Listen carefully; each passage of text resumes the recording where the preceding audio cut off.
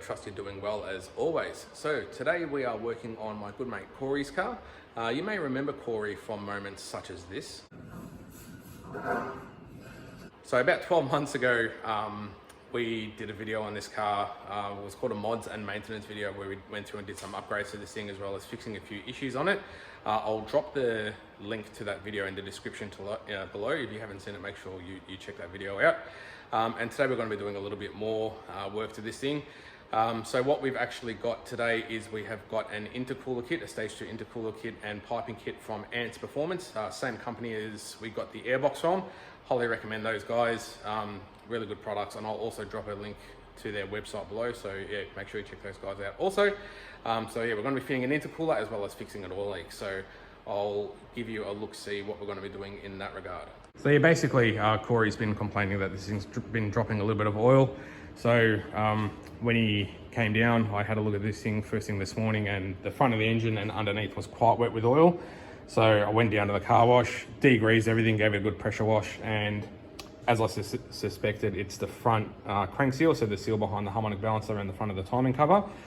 Pretty common barra problem. I do quite a few of them. There is a special puller that you need to get that harmonic balancer off, which I will show you a bit later on. So what I'm going to do, I'll probably start with the oil leak, sort of, but because the motor's still quite hot because I've just driven it, I will pull the front bar off, just sort of while I'm waiting for the engine to cool off a bit. We'll get the oil leak sorted first, and we'll also have a bit of a look behind the front bar as to what we're doing with the intercooler. Get the front bar off. To start, you need to go through and remove all of the clips across the top. As you can see, most of them are missing. There's one half broken clip there, that one's missing, those ones are missing, and these two in the front. So we'll go through and put some new clips in this thing when we put it back together. Rightio, next up we're going to take this undercover off, which is all of these 7mm bolts that go all the way around, and then there's a couple back there. Cool beans, that's all off. Also just unplugged the fog lights, and I've undone the clips that retain the plastic liners to the bar on both sides. So now we can go, and at the top here there is a 10mm bolt up there on each side that we've got to undo. So we'll do that, and then there's a couple of 10mm bolts up top that we've got to undo, and then the front bar should be ready to come off. And just like that, front bar is off. So the last two bolts just sort of go into these holes here, and once they're off, the front bar just slides right off. So that's basically where we're up to. So front bar is just chilling there. So that's that. So now what I'll do is I'm actually going to start doing that oil leak thing, and then we'll come back to all of this. All right, to do a front crank seal or timing case seal or harmonic balancer seal on these, whatever you want to call it, first thing you need to do is remove the thermofans.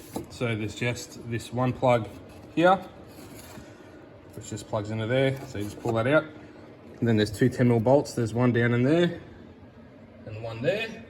And then the thermofans, you can just sort of wiggle them out just to give yourself a bit more room. All fans are out, so we've got a lot more room now.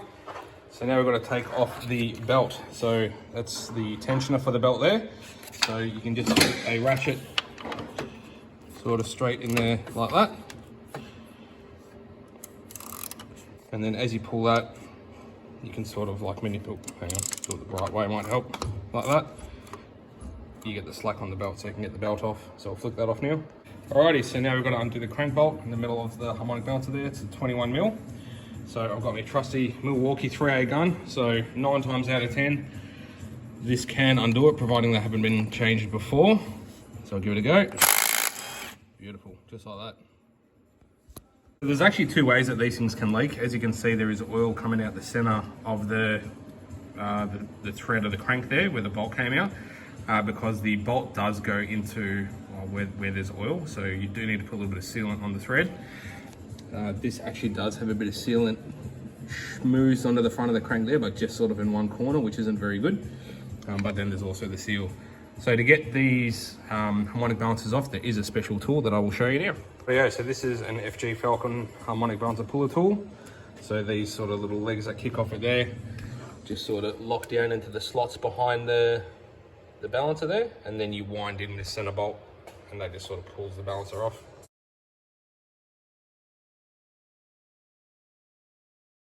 Right, balancer is off. I've just given it a bit of a clean, that's why it doesn't look like it's leaking. And just before the internet goes, why are you changing the seal? It's not leaking. Yeah, I've just cleaned it, so relax. So there's the seal there. So all I do now is I get a little screwdriver in behind here, the edge between the timing cover and the seal, knock it in there and then pop the seal out. Old seal is out, new seal is in. You just sort of put a bit of grease on the inner and outer edge and knock the seal in until it's flush with the front of the timing case. I've done it from the bottom, you can do it from the top. It doesn't really matter which way you do it. There's plenty of room to get to it both ways. So yeah, now I'll pop the harmonic balancer back on and I'll show you what I do with that. What I do with the bolt is I just put a little bit of Celastic under the head of the washer and the base of the washer, and then just a little bit of Loctite on the thread, so that helps just seal any oil that might possibly sneak up the threads. So we've got the balancer sitting on there, so we just sit that in there, tighten it all up with a rattle gun, throw the new belt on, throw the fans back in, and that's that job done. All right, so that's all the front back together. So new crank seals in, harmonic balancer's on, new belt is on and the fans are on, all plugged in, so that's all sorted and ready to go. So now the fun stuff can begin, which is basically changing and upgrading this intercooler with the Antz Stage 2 intercooler and piping kit. So we'll just go through and start blowing it all apart. So we'll just undo all of the intercooler pipes, all the plastic pipes, we'll get them out of the way. Undo all the clamps, there's a couple of bolts that hold them in. So you can see there's one there. Same on the other side, there's one there. So we'll just get all the plastic pipes off. We'll get the plastic inlet manifold elbow off. Just that guy there, we're gonna replace that with an Antz Performance steel one. We'll have to take the have to take this Antz airbox back out, as this pipe does go through the bottom of the airbox down there. So yeah, we'll just get into that. We'll just get all the pipes off for now and get that airbox out and see how we go. We're probably going to have to move that transmission cooler that was fitted in a previous video. So with the big intercooler, we may need to move that, but we'll see how we go. Cool beans. So we got the factory pipes off. They're all unbolted. There was actually a couple of bolts holding them in on each side. So they're all off. We've got the plastic throttle body elbow off. I did just loosen the bolts on the headlights just to sort of make getting the plastic hoses out a bit better, a bit easier. So now we'll just go ahead and remove the factory cooler and get that off. But what we are going to be fitting is all of this stuff. So that is the Antz Performance Stage 2 intercooler kit with Stage 2 piping, a bunch of new clamps, so all the silicone hose joiners in there. And then this is the new elbow in here as well. So you'll get all that unpacked properly. But first, yeah, we'll just get this cooler off and have a bit of a comparison, new against old. Here we go, see you later standard cooler. I did have to drop the trans cooler out of the way just so I could get the standard cooler back enough to slot it out the bottom. So that's that. And how's this for a size comparison? So obviously factory and the upgraded one. So we're talking, you know, I'd say a good 40% bigger on the surface area of that. But not just that, it's also the height. So this cooler is about 60 mil high or thick, whereas this one is 95 mil. So quite a lot more volume of air going through that thing. So there is a little bit of a modification we need to do to get this cooler in here. Just this plastic piece here, we do need to trim this out.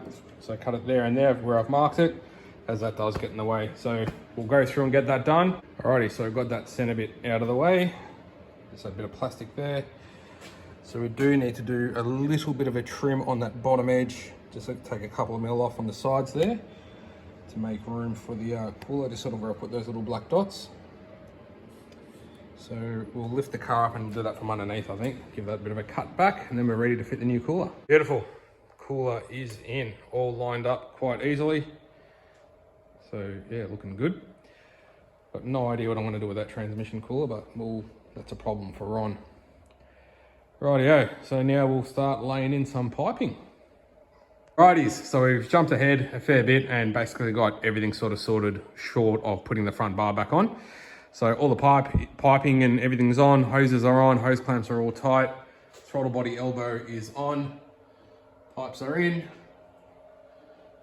hot side and cold side, everything that sort of bolts onto the front of the car is back on. And as for the transmission cooler, it now lives over here, just in front of the driver's wheel. Yep, granted, it's not going to get airflow as it did before, but it should still offer a lot better cooling than it did from factory. So just going to start the thing up now, top up the transmission oil, put the front bar back on, and yeah, then she's done. So we'll check back with you shortly. And we are all done. Everything is all back together. Did have to do a little trim of the undershield where it goes underneath the bar because of the automatic transmission cooler hoses. But besides from that, that's it. You can see the cooler in behind there, looking nice and pretty. Thanks, Antz. Fantastic. All that's left now is take it for a drive. You're happy and you know it, the wood dose.